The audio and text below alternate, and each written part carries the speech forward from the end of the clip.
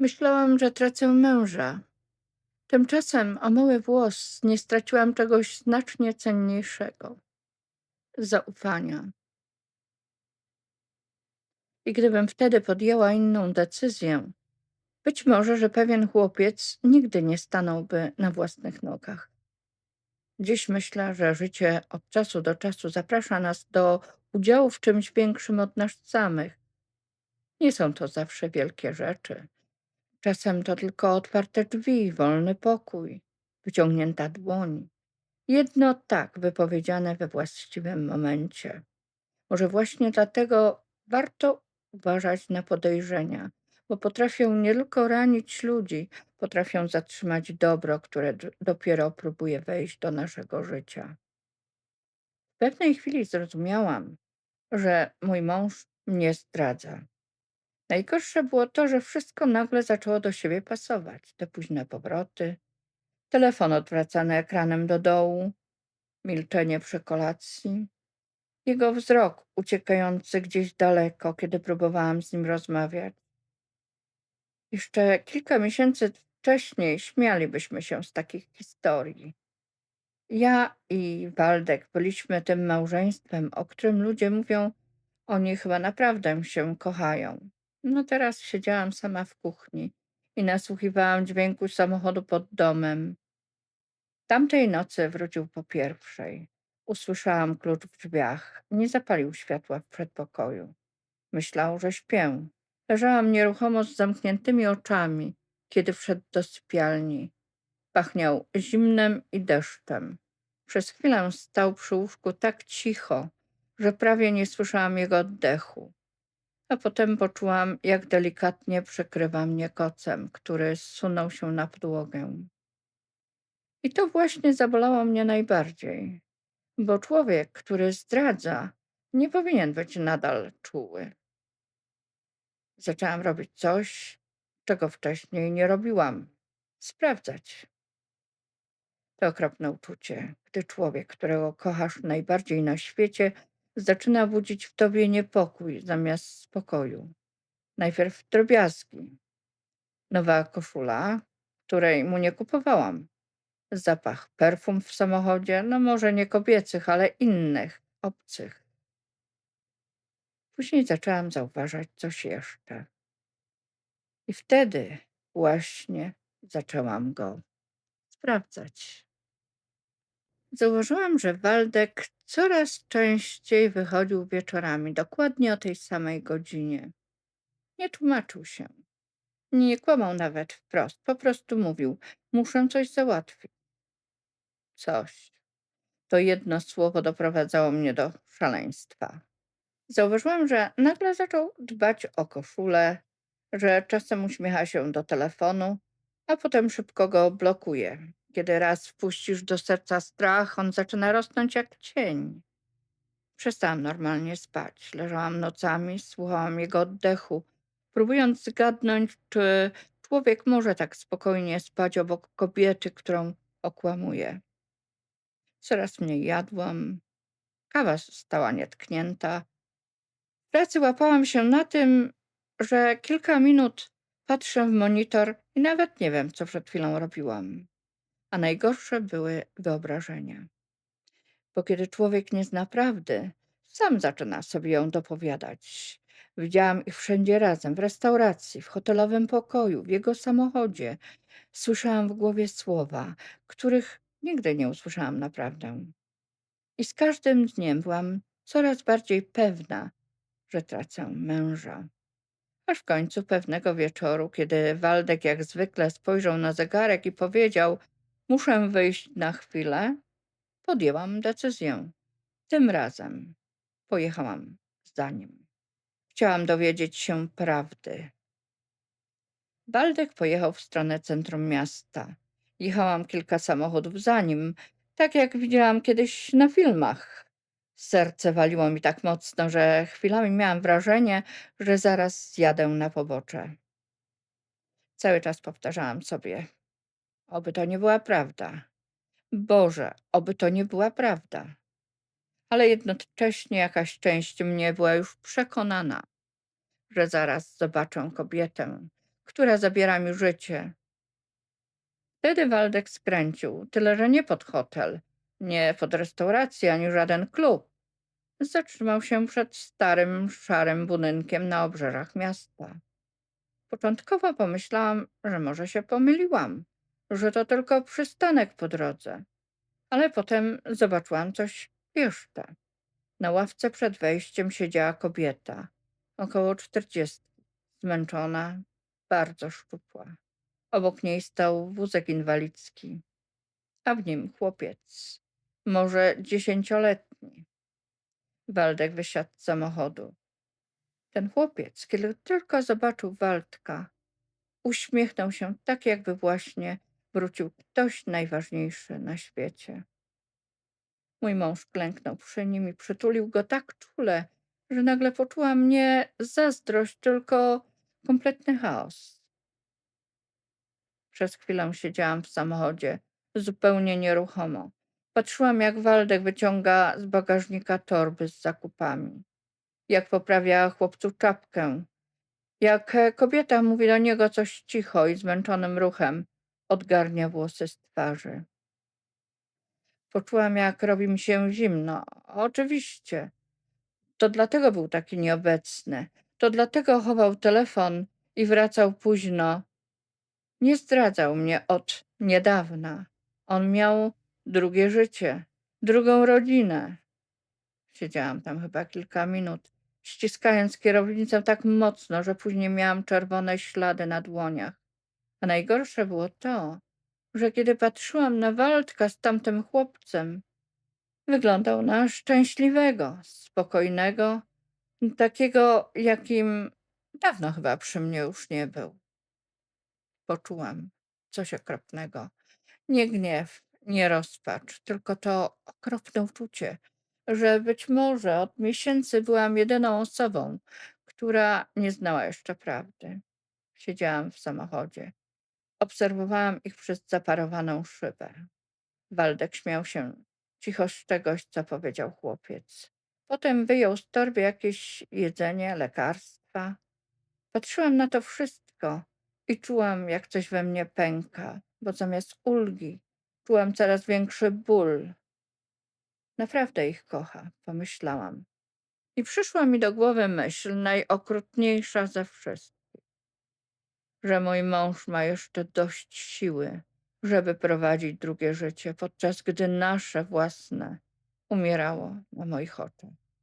Poczułam łzy, ale nie płakałam. Byłam zbyt dumna, zbyt zraniona i zbyt pewna tego, co właśnie zobaczyłam. Kilka dni później pojechaliśmy nad morze. Jeszcze rok wcześniej byłby to dla mnie idealny dzień. Waldek prowadził samochód jedną ręką, a drugą co chwilę dotykał mojej dłoni. Jak zawsze. Kupiliśmy rybę w małej nadmorskiej budce i śmialiśmy się, kiedy mewy prawie wyrwały mu frytki z ręki. Wieczorem siedzieliśmy na plaży. Oparłam głowę o jego ramię. Każdy z boków z pewnością powiedziałby, jacy oni są szczęśliwi, a ja przez cały ten czas myślałam tylko o tamtej kobiecie, o tym, że może dokładnie takim samym głosem mówi do niej: uważaj, bo będzie ci zimno. Wtedy zrozumiałam, że podejrzenia nie pojawiają się cicho. One mają tysiące macek. Wpełzają w każde spojrzenie, w każde spóźnienie, w każdy uśmiech, w każdy moment ciszy. Próbują zamienić czułość w dowód winy. Odłożony ekranem do dołu telefon przestaje być telefonem, staje się tajemnicą. Późny powrót do domu przestaje być zmęczeniem, staje się zdradą. Nawet wspólny wyjazd nad morze przestaje być piękną chwilą, bo człowiek siedzi obok osoby, którą kocha i jednocześnie wyobraża sobie, że te same słowa mogły przed chwilą należeć do kogoś innego. Podejrzenia są jak trucizna, nie zabijają od razu. One powoli odbierają człowiekowi spokój, sen, apetyt, a potem rzeczy, których już nie da się łatwo odzyskać. Nikomu nie powiedziałam o swoich podejrzeniach, ani matce, ani przyjaciółce. ani nawet tej sąsiadce, która pierwsza zasiała we mnie cień podejrzenia. Kiedy człowiek zaczyna podejrzewać zdradę, pojawia się wstyd, taki cichy, duszący, jakby już samo to, że zostałaś oszukana, robiło z ciebie kogoś gorszego. Zaczęłam żyć normalnie, a przynajmniej udawać, że żyję normalnie. Rano robiłam kawę, wieczorem oglądaliśmy seriale. Czasem Waldek obejmował mnie w kuchni i pytał: „Wszystko dobrze?” A ja uśmiechałam się lekko i odpowiadałam: „Tak, jasne”, ale w środku rosło już coś, czego nie potrafiłam zatrzymać. Zaczęłam sprawdzać jego kieszenie, patrzeć na ekran telefonu, kiedy wychodził do łazienki, zapamiętywać godziny, porównywać daty, aż pewnego dnia odkryłam coś, co kompletnie odebrało mi spokój. W schowku samochodu znalazłam kopertę, a w niej rachunek za prywatną rehabilitację chłopca z tamtego wieczoru. Kwota była ogromna, tak ogromna, że przez chwilę zabrakło mi tchu i pomyślałam coś naprawdę okropnego, że Waldek nie tylko mnie zdradzał, ale on oddawał tamtej rodzinie także nasze wspólne życie. Tamtego wieczoru Waldek długo milczał. Siedzieliśmy w kuchni. W tej kuchni, w której 1000 razy układałam sobie jego zdradę. Padał deszcz. Pamiętam, że patrzyłam wtedy na jego dłonie, zmęczone, jakby starsze niż kilka miesięcy temu. W końcu Waldek spojrzał na mnie cicho i powiedział: „Muszę ci coś powiedzieć. Powinienem był zrobić to dużo wcześniej”. Potem objął mnie tak jak zawsze, naturalnie, ciepło. I może gdybym wtedy po prostu usiadła spokojnie, oszczędziłabym sobie tyle bólu. Ale moje serce już dawno nauczyło się bać. „Chciałbym zaprosić do nas 2 osoby”, powiedział Waldek. Poczułam, jak wszystko we mnie sztywnieje. Nie odpowiedziałam nic. Waldek westchnął ciężko. Po raz pierwszy od dawna zobaczyłam w jego oczach coś więcej niż zmęczenie, może wstyd. „Pamiętasz, mówiłam ci kiedyś o wypadku sprzed lat”. Skinęłam głową. Wiedziałam tylko tyle, że miał bardzo ciężki wypadek samochodowy. Lekarze nie dawali mu większych szans. Nigdy jednak nie znałam szczegółów. Był moment, kiedy nie mogłem chodzić i wtedy pojawiła się ona, Lidia. Lidia. Usłyszałam to imię teraz zupełnie inaczej. A Waldek kontynuował: „Była fizjoterapeutką, ale dla mnie była więcej kimś nawet jak lekarz. Wszyscy mówili, że powinienem pogodzić się z tym, że już nigdy nie stanę na nogi, a ona jedyna powtarzała mi, że będę chodził”. Zamilkł na chwilę. „To dzięki niej wróciłem do życia. Poczułam, jak zaczyna brakować mi powietrza”. A Waldek kontynuował: „Kilka miesięcy temu dowiedziałem się, że zmarł jej mąż i została sama z synem. Stracili mieszkanie. Nie miała już za co opłacać rehabilitacji chłopca”. Spojrzałam na niego w milczeniu. Waldek powiedział coś, czego chyba nigdy nie zapomnę. Po prostu nie umiałem przejść obok tego tak obojętnie. Teraz wszyscy odwrócili się od niej, a kiedyś wszyscy odwrócili się tak ode mnie. Kilka dni później pojechaliśmy razem po Lidię i Kubę. Pamiętam, że przez całą drogę ściskało mnie w środku dziwne uczucie, wstyd, bo jeszcze niedawno patrzyłam na tę kobietę jak na kogoś, kto chce mi odebrać męża. Siedziała teraz obok mnie, cicha, zmęczona i tak bardzo wyczerpana życiem, że aż bolało patrzeć. Kuba zasnął od razu na tylnym siedzeniu. Waldek co chwilę spoglądał w lusterko, jakby chciał sprawdzić, czy chłopiec oddycha spokojnie. I wtedy zobaczyłam w nim mężczyznę nie prowadzącego podwójne życie, tylko człowieka, który od miesięcy próbował sam udźwignąć zbyt wiele. Kiedy dojechaliśmy do domu, Waldek zaprowadził ich do małego domku.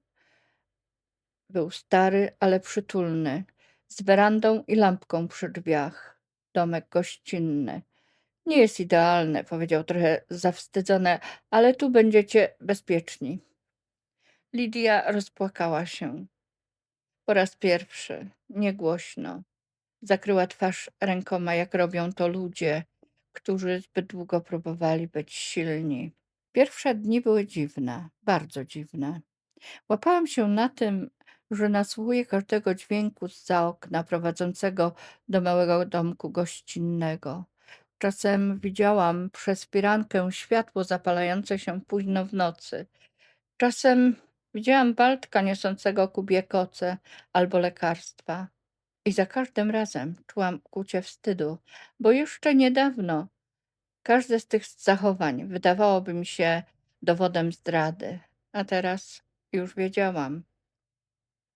Któregoś wieczoru usiedliśmy z Waldkiem na tarasie. Było cicho. Tylko wiatr poruszał drzewami w ogrodzie. Jesteś na mnie zła? Spytał nagle. Długo nie odpowiadałam. Nie wiem, powiedziałam w końcu szczerze. Bardziej chyba jest mi wstyd. Waldek spojrzał na mnie zaskoczony. Za co? Uśmiechnęłam się. Za to, co zdążyłam sobie o tobie pomyśleć. Przez chwilę siedzieliśmy w milczeniu. A potem on powiedział coś bardzo cicho. A ja mam żal do siebie, że pozwoliłem ci przez to przechodzić samej. Poczułam, że od wielu tygodni po raz pierwszy wraca mój spokój. Ale życie nie skończyło jeszcze tej historii. Minęło kilka miesięcy. Kuba miał operację i pamiętam dzień, kiedy po raz pierwszy zobaczyłam go stojącego o własnych siłach między poręczami w ośrodku rehabilitacyjnym. Lidia płakała. Waldek odwrócił tylko głowę, ale wiedziałam, że jemu też zbiera się na płacz. Stałam trochę z boku i myślałam, jak bardzo bliska byłam zniszczenia wszystkiego. Nie przez zdradę, przez własny strach. Wiem, podejrzenia są jak cień. Kiedy raz wpuścimy je do serca, potrafią przykryć nawet największe dobro. Czasem człowiek patrzy na miłość, a widzi zdradę. Patrzy na wdzięczność, a widzi kłamstwo. Patrzy na zmęczonego człowieka, który próbuje ratować czyjeś życie i widzi mężczyznę prowadzącego podwójną grę.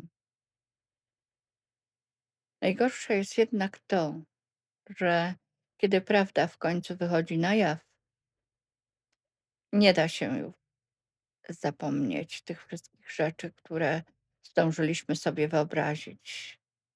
Waldek objął mnie i powiedział: Wiesz, gdybyś wtedy nie otworzyła przed nimi drzwi, może nic nie potoczyłoby się tak, jak się potoczyło. Bo za ten udział w uzdrowieniu Kuby i tobie należy się podziękowanie. Zrozumiałam coś bardzo ważnego. Czasem potrzeba wielu ludzi, żeby wydarzyło się dobro, a czasem wystarczy jedno podejrzenie, żeby to dobro zatrzymać.